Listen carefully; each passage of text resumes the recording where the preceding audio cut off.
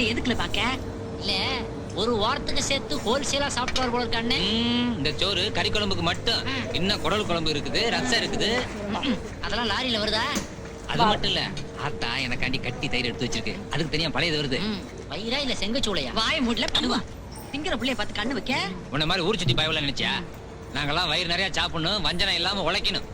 அருமையான policy. Keep it up. இந்தியாவுல ஏன் உணவு பஞ்சம் வராங்க? பாத்து பாத்து அக்கா.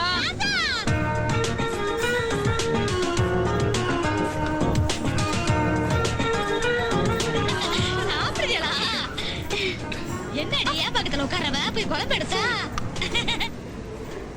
தம்பி அந்த கூப்பிடுதான் பாரு, என்னன்னு ಹೇಳು. ஏலா சாப்பிடும் போது சும்மா இருக்க மாட்டியா? ஒண்ணுமே தோதுக்குள்ள ஏதோ வச்சிருச்சு.